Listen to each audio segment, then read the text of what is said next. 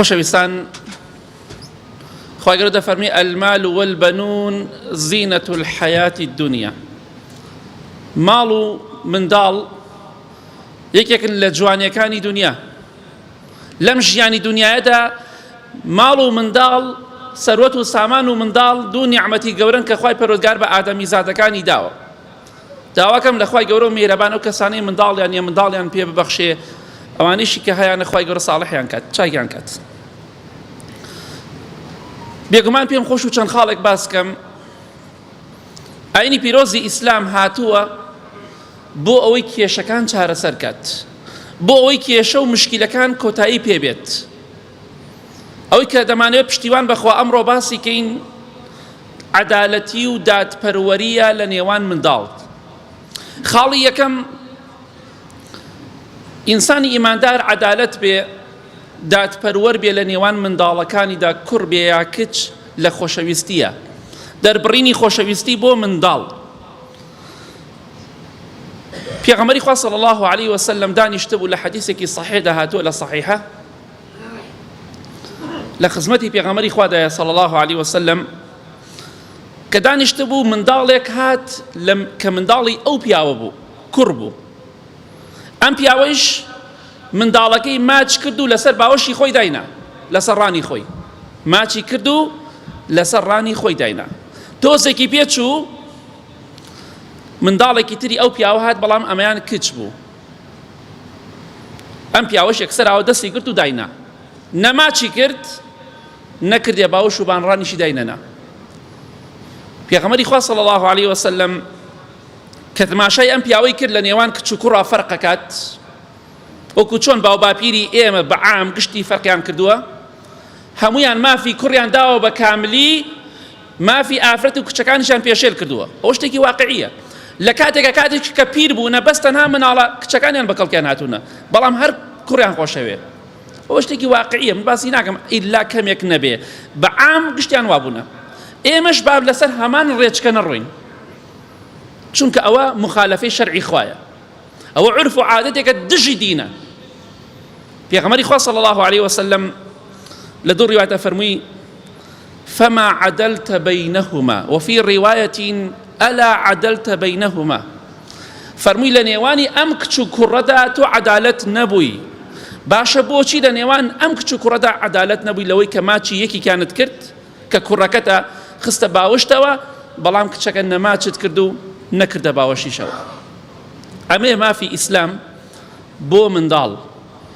ئەگەر ئێمە ئیسلام تەطبیق بکەین، ئەوانەی کە باسی مافی ئافرەتەکەن، ئەوانەی کە باسی مافی منداڵەکەن، ئەوانەی باسی مافی کرێکارەکەن، حەدیان چیە دەمیان بکەنەوە. بەڵام کە ئێمە عرف و عادەتی مخالفەی شەرع تەطبیقەکەین، ئەوانیش دەمیان دەکەن و قسە بە ئیسلام دەکەن. چونکە ئێمە ئیسلاممان تەطبیق نەکردووە، بۆیە ئەوان دەتوانن قسە بە ئیسلام بکەن. ئەگینا هیچ دینێک حەدی نییە، فقط ئیسلام مافی کرێکار و ئافرەت و منداڵی دابێت. کەواتە ئاگادار بە ئەو خاڵە زۆر گرنگە لە نێوان منداڵەکەدا عەدالەت. بە کاتێک کە مناڵێکت ماچ ئەکەی کە خۆشەویستی بۆ دەرئەبڕی، ئەو مناڵەکەی چاوەڕێ لە بزان باوکم منیش ماچەکە، دایکم منیش ماچەکە، مناڵ هەستی بە قووەتە. مناڵم تۆ مناڵێک تێ 2 ساڵە وەکو مناڵێ 15-20 ساڵە وەکو یەک سەیریکە، بەڵام مەسەلەی کە منداڵ بوو حەزی کرد ماچیکەی کە خۆشەویستی بۆ دەرئەبڕی، ئەبێ عەدالەت بی. زانایان دەفەرمون بە پێم حەدیثە ئینسان لە ماچکردنی مناڵیش ئەبێ عەدالەت بێ.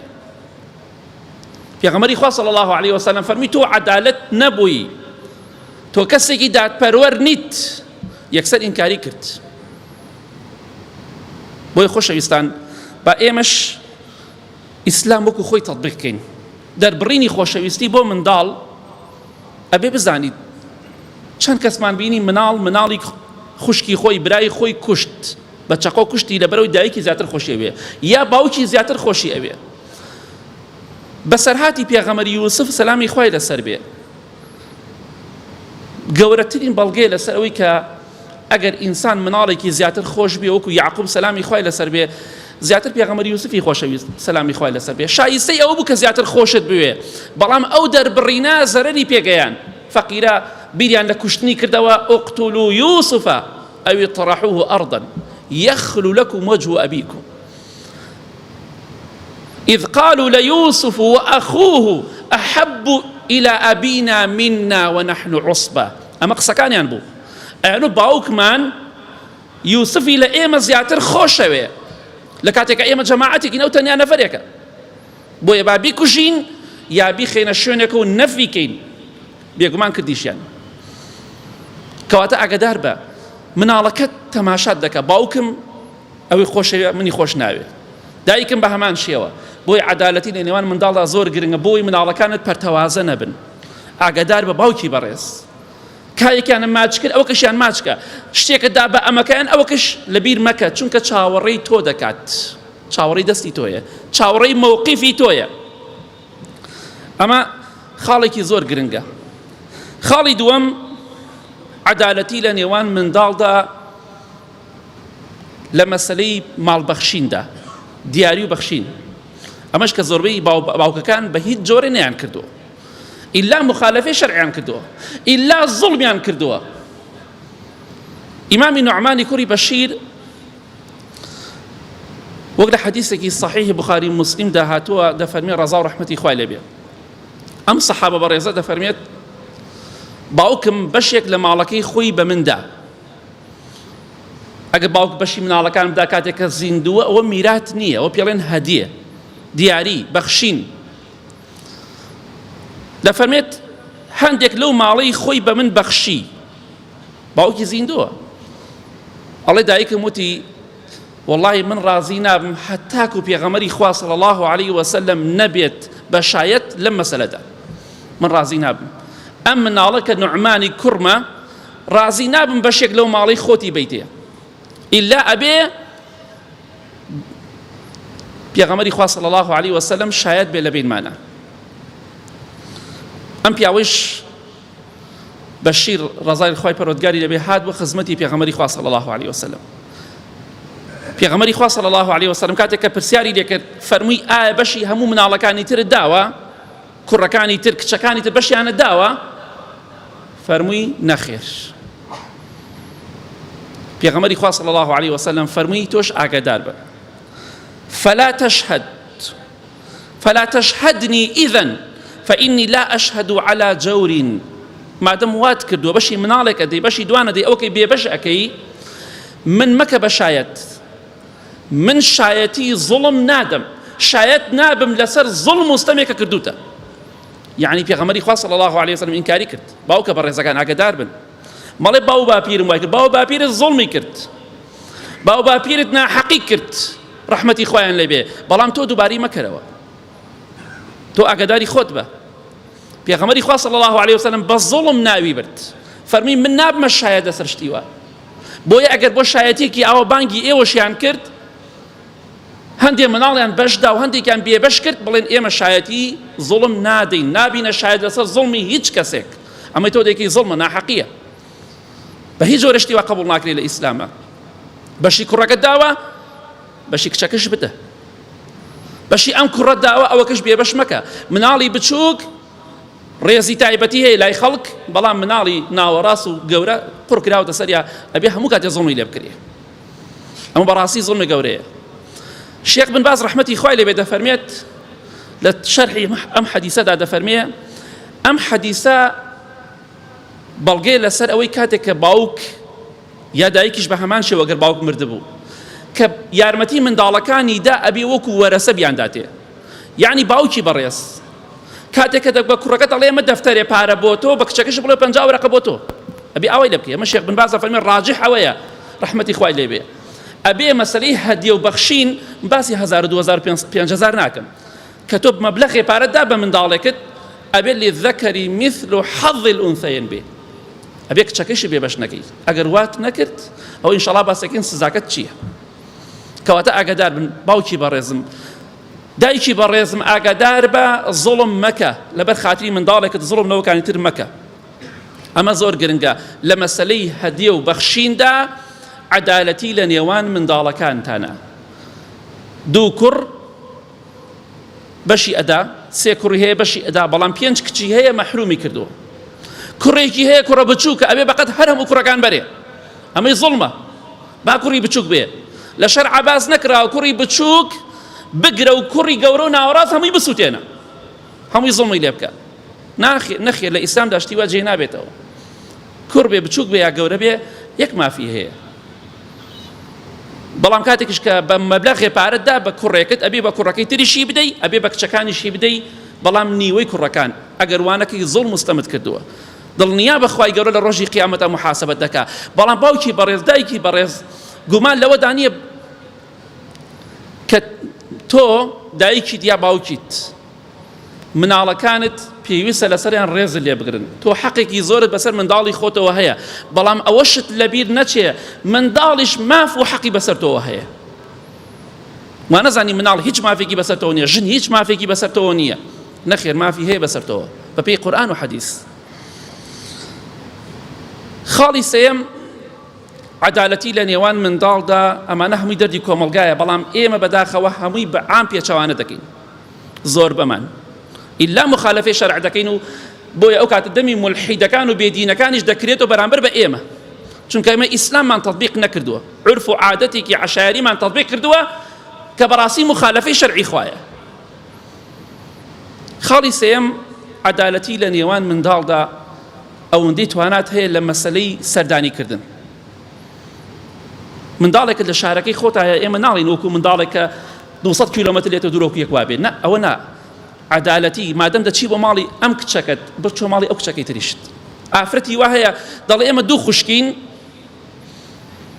هەردووکمان پیاوەکانمان دەوامی هەیە، جارێ بە هەفتە نایەنەوە، بەڵام دایکم ئەچێ لای ئەو خوشکەمە خەوێ لای من ناخەوێ. ئەمە زوڵمە، ئەمە ناعەدالەتی، ئەمە دوژمنایەتی دروست دەکات. ئەمە وای لێ ئەکات کە خوشک حەزی بە خوشک نەبێ، برا حەزی بە برا نەبێ، خوشک و برا حەزیان بە یەکتری نەبێت. زۆر جار هۆکارەکەی باوکە لە ماڵەوە کوردوەتەنی حیزبایەتی دروست دەکات، ئەمە کە ئەگری ئەو کە بەرەدا، ئەو کاتە گشتیان ڕقیان لە یەک دەبێتەوە.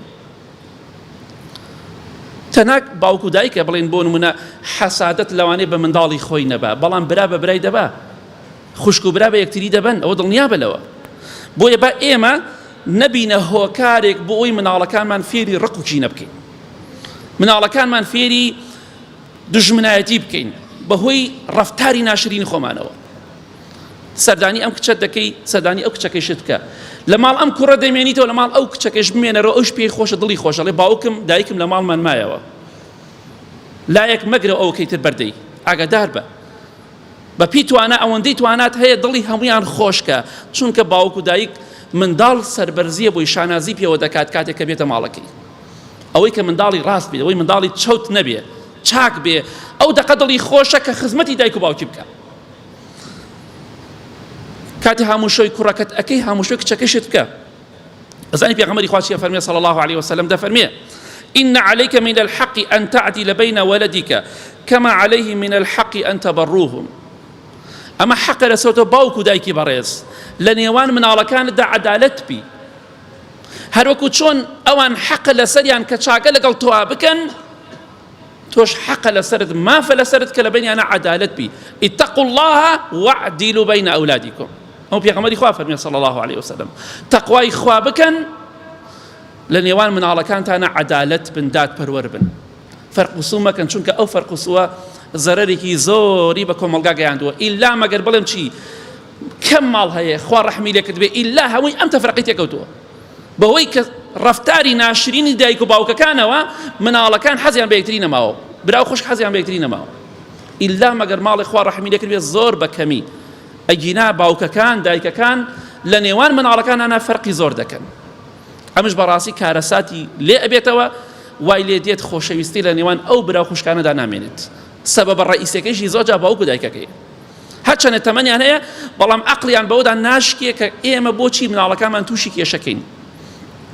ئەی کاتی خۆی تۆ مناڵ بووی، کاتێککە باوکت باپیرت فلسێ دیناری گێدا بە براکەت بە خوشکەکە، تۆش چاوەڕێت ناگرت بەشی تۆش بدا، ئێ مناڵەکەی تۆش هەروایە بە هەمان شێوە. عەدالەت بن لە نێوان منداڵەکانتانە. وڵات دەڵێ من ناچم بۆ ماڵی کچەکەم، ماڵ زاواکە بێگانەیە، زاوا بێگانەیە، بۆ تۆ ژنە بە دوژمن داوە، زاواکە بێگانەیە. ئەی باشە ئەی بووکەکەت چییە؟ بووکەکەت بێگانە نییە؟ بۆ لە خوا ناترسی؟ بۆ بیرێک لە قسەکانی خۆت ناکەیتەوە، هەر کوردوەتەنی بی ئەوەی بی کوڵێنی دەری ئەبڕیت؟ کوڕەکەت لەگەڵ بێگانەیەکە ئەژی بە حسابی قسەی تۆ کە بووکەکەتە کچەکەشت لەگەڵ بێگانەیەکە ئەژی کە زاواکەیە فەرقی چییە؟ هەردوویانە بێگانن، بووکەکەشی بێگانەیە و زاواکەش بێگانەیە، بۆ لای ئەم بێگانە ئەچی بۆ لای ئەو بێگانە ناچی. ئەمە ئەو پەڕی نەعەدالەتی و زوڵمی تۆ ئەخایەنێت. کەواتە ئاگاداری خۆت بە، کەواتە ئاگاداری خۆت بە لە خوا بترسە، زوڵم لە هیچیان مەکە. لە سەردانیکردندا عەدالەت بە، ئەوەندەی تواناتەیە بەپێی دوور و نزیکی، بەڵام لە بیریان مەکە و لەگەڵ ئەمە خەوتی مایتەوە لەگەڵ ئەو شا بمێنەرە و دڵی پێی خۆشە بێ ئەڵێ دایکمان باوکمان فەرقمان ناکات. زۆر خۆشەوە. یا ڕەبی خوای لە گوناهەکانمان خۆشبی، لە گوناهی دایک و باوک و مردەکانمان خۆشبی.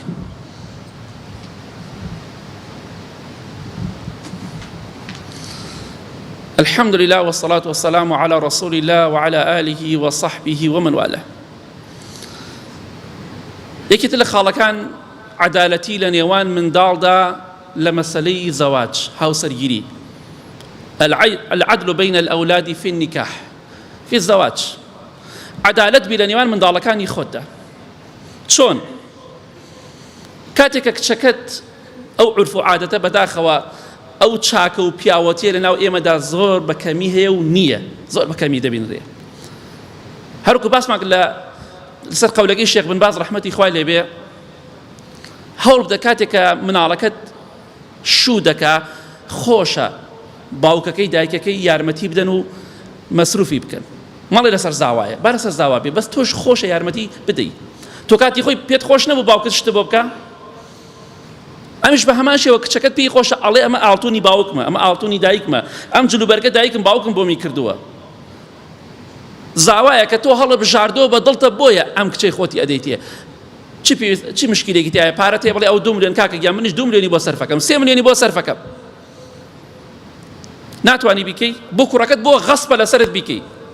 ئەی بۆ کچەکەت بۆ ناکەی، ئەوش مناڵی تۆ نییە؟ لە خێزانی تۆ نییە؟ بۆچی دینارێکی بۆ سەرف ناکەی؟ ئەو کچە ئەمەنە دڵی خۆشە بێ کاتێکە ئەبینێ باوکی یارمەتی داوە. زاواکەش زیاتر ئەو ماڵی لا خۆشەویستە بێڵێ بەڕاستی باوکی پیاو بوو، مەوقیفی نواند. ئەو ماڵ و کەسوکارە دەڵێن ماڵ کەسوکاری زاوا، ئەڵێن بەڕاستی ئەمە نمونەی باوکە. بۆچی؟ لەبەرەوە یارمەتی کچەکەیدا پێی خۆشە، کچی خۆتە. چەند ساڵ بەخێوت کردووە، ئێسش لە ماڵەکە دەرەچێ خواحافیزیەکە، چۆن دڵت دێ بە دەستی بەتاڵە و کچەکەت ئەنێری ئەڵقەیەک گوارەیەکی بۆ ناکەی، ملوانکەیەکی بۆ ناکەی، تواناتەیە 6 تاکبازی بۆ ناکەی.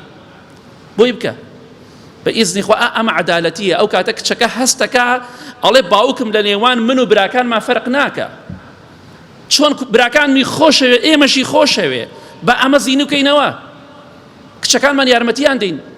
مادەم زیندوین بە پێی و حەدیسەی باسمان کرد نوعمانی کوڕی بەشیر ڕەزای خوا لێ بێ، ئەوەی کە ئەیدەی بە مناڵەکەت بە کچەکەتی نادەی ئەوە زوڵمایەکەی. بۆ ئینشاءڵڵا بە ئەوە زیندوکەینەوە. اتقوا الله واعدلوا بين أولادكم، کە پێغەمبەری خوا فەرمێ صلی الله عليه وسلم تەقوای خوا بکەن لە نێوان مناڵەکانتانە عەدالەت بن. باشە مناڵ یانی چی؟ یانی کوڕ و کچ. ئەی عەدالەتی ئەوەیە کوڕەکەم دەفتەرێکی بۆ سەرفەکەم 50 وەرەقەی بۆ سەرفەکەم، بەڵام کچەکەم 5000 بۆ سەرف ناکەم. ئەمە عەدالەتیە؟ حاشا ئەگەر عەدالەتی بێت. ڕاستە پیاوەکە دەبێ ئیشی خۆی بکە، بەڵام پیاوەکە 5 ملیۆنی بۆ سەرفەکە، توش دوانی بۆ سەرفکە، سیانی بۆ سەرفکە. خۆ گوناح نییە، با ئاڵتوونێ زیاتر بکە، با جلێ جوانتر بکە، با ماڵێ جوانتر بۆ خۆی بکە. خۆ پارەکەی تۆ تەئسیر لەو ناکە، حاڵی ئەوان باشتر دەکات، ژیانی ئەوان خۆشتر دەکات. با ئێمە لێبوردەیمان هەبێ، با ئێمە بەو جۆرە بین کە کچەکانمان دڵخۆشکەین، پشتیوان بەخوا هەروەکو چۆن کوڕەکانمان دڵخۆشەکەین. بەڵام بەداخەوە ئێمە وا ناکەین. تۆ کاتێککە یارمەتی کچەکەت ئەدەی ئاڵتوونی بۆ ئەەکەی، مەسروفی بۆ ئەەکەی، لە کاتێککە زەواج ئەکا و هاوسەرگیری ئەکا، تۆ ئەی سەلمێنی بەو پارە بەخشینە، ئەی سەلمێنی تۆ باوکێکی زۆر زۆر بە وەفا و دڵسۆزی، باوکێکی زۆر زۆر میهرەبانی بۆ کچەکەی خۆت. بابی سەلمێنین بە ئیزنی خوا. هەر کەسێکمان لە ئاسی خۆمانەوە بڕیاری ئەو بدەین نەمانزانیوە لە مەولا کچەکەمان شوو کرد، ئێمەش یارمەتی بدەین. زاوای فەقیر چوە 2 ملیۆنی قەرز و دەداماوە، هیچ پارەی نییە. ئەی دەبا توش 2 ملیۆنی بۆ سەرف بکە، 4 بۆ سەرف بکە، نیوەی کوڕەکەتی بۆ سەرف بکە. بیسەلمێنە کە تۆ باشترین باوکی، میهرەبانترین باوکی بۆ کچەکەت. هەر کچەکەت بەکەڵ کردیە سوێن بەخوا لە دنیا و لە قیامەتە. 1000 کوڕ بەخێوکەی بەقەت پاداشتی 2 کچ خێر نییە کە بەخێویکەی. با لە خوا بترسین، تەقوای خوا بکەین، مناڵەکانمان پەروەردەکەین، مناڵەکانمان دڵخۆشکەین، بەدبەختیان نەکەین. چونکە بەڕاستی بەپێی شەرع و قانونیش حتا شەرعی خوا بەپێی قانونیش کە ئەمڕۆ قانونی وەزعی هەیە دانراوە چونکە خەڵکی زۆرێ بە شەرعی خوا پەنا بەخوا ئیش ناکە شەرعی خوا پاشان قانونیش لەگەڵ ئەودایە مناڵ کە باسمان کرد بۆ دایکە بۆ باوک نییە چۆن عەدالەتی ئەوەیە مادەم غەسپە لەسەرم کوڕەکەم ژنەکەی تەلاقەدا یا ژنەکەی ئەمرێ مادەم کوڕەکان ئامادەم مناڵی کوڕەکەم بە خێوکەم عەدالەتی ئەوەیە کە بڵێم کچەکەم لە خزمەتان مناڵەکانی تۆش بە خێوەکەم بەخوا بێتە ماڵە کچەکەم نابێ مناڵەکە خۆتا بێنیتەوە ئەمە زوڵمەکەی تۆیە گوێت بەوە نیە ئەم کچەی تۆ ئەم جگەرگۆشەی تۆ جەرگی بۆ منداڵەکانی ژانەکەت مناڵی کوڕەکەی بە خێوەکە مناڵی کچەکەیشی بۆ ماڵ باوکی خوا حافیزی بێ ئەمە عەدالەتی نیە ئەمە زوڵمە ئەمە ئەو پەڕی دڕندەی تۆ دەسەلمێنی باوکی بەڕێزم ئەمە بەڵگەی لەسەرەوەی تۆ نە میهرەبانی تایە بۆ کچەکەت نە دڵسۆزی نە باوکێکی باشی بۆ منداڵەکەت وەڵامە منداڵی ئێمە نییە ئەمە هەتاکەی لە مێشکمانە بمێنێتەوە فۆرماتی کە فۆرمات دەریکە لە مێشکت مناڵی کچ مناڵی من نییە مناڵی کوڕ مناڵی منە ئەمەکەی دینی خوایە ئەمە قسەیەکە ڕاست نییە درۆیە بوختیانە مناڵی کچەکەی تۆیە ئەوش مناڵی کوڕەکەی تۆیە فەرقی چییە لەخوا بترسە کچە زاد بێ یا کوڕە زاد بێ مناڵی تۆیە تۆ باپیری ئەوی خاڵەتر لەو خاڵانەی کە پەرداخەوە هەر بە هەمان شێوە ناو کۆمەلگای ئێمەدا نییە زۆر بە کەمی جێبەجێ دەکرێ عەدالەتی لە کاتی میرات دابەشکردنە ئەم زوڵمە زۆرە بینین خوایە خۆت شاید بە دەیەها جا ڕامگەیاندۆ بەس خەڵکی زۆربەی بە قسەمان ناکە چونکە باو باپیری وای کردو ئێمەش وا دەکەین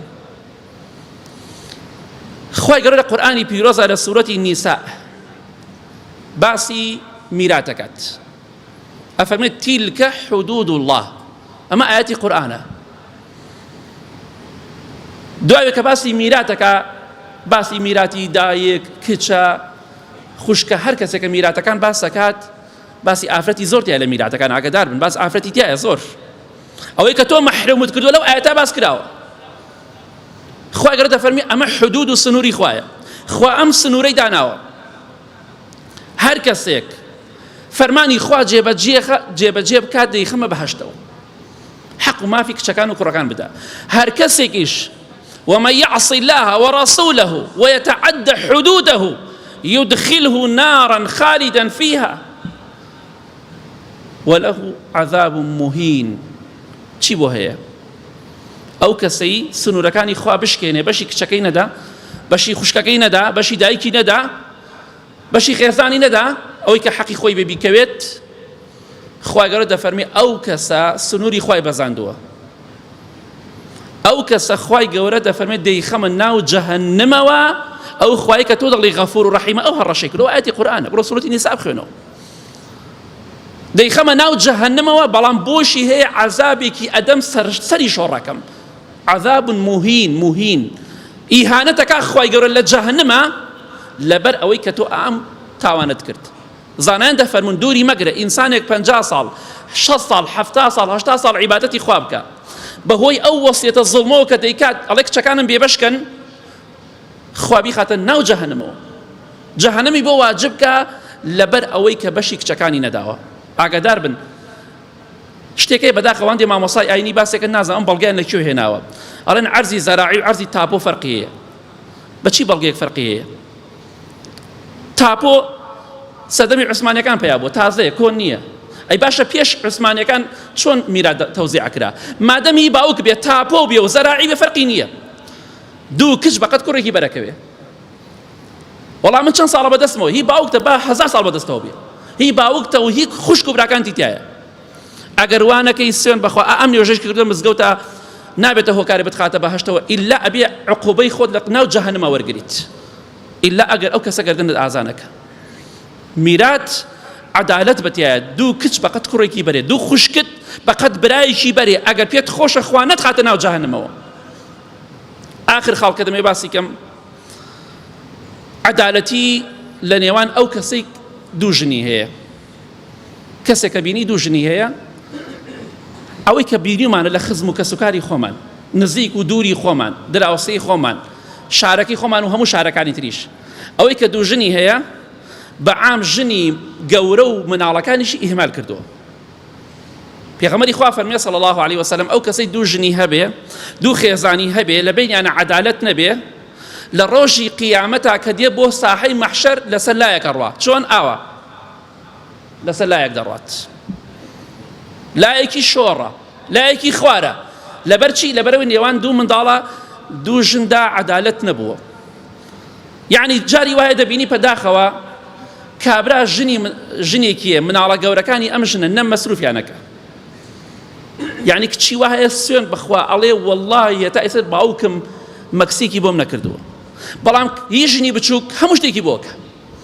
لە خزمەتی ژنی بچووکایە بەڵام ئەم ژنە داماوە نەم بێوە ژنە نەمێردیشدارە مێرداری جوان نابێت من دەیەها کەسی بە تەمەنم بینیوە لە بە تەمەنەکان و لە گەنجەکانیش سوێن بەخوا ژنی یەکەمیان بە جۆری ئیهمال کردووە ئامادەنی 5,000 بدەنێ ئەمە لە ڕۆژی قیامەتە خۆت بە لاری ئەبینی لە قیامەتە ئەگەر نەگەڕێتەوە بەلای خوا ئەو مناڵانە بێبەش کردووە مەحرومیانت کردووە ئەڵێ مناڵی دراوسێکانە نە مەسروفیانەکەی نە قبە سەریانەوە هەیە ئەمە مناڵی تۆیە لە تۆیە عەدالەت بە لە خوا بترسە تەقوای خوا بکە ئەوە ژنی یەکەم ئەوە ژنی دووەمتە هەردووکیان وەک یەک مافیان بەسەرتەوە هەیە مناڵەکانیش بە هەمان شێوە بۆیە هەر کەسێک زوڵم بکات لە منداڵ لە خێزانی بێگومان خوای گەورە تۆڵەی لێ ئەکاتەوە مادەم تەلاقت نەداوە ژنی تۆیە با ئیهمالت کردبێ واجبە لەسەرت غەسبە لەسەرت بەخێویکەی بەڵام کاتێکیش بەخێوی ناکەی بێگومان خوای گەورە لە ڕۆژی قیامەتە سزات ئەدا لەسەر ئەوە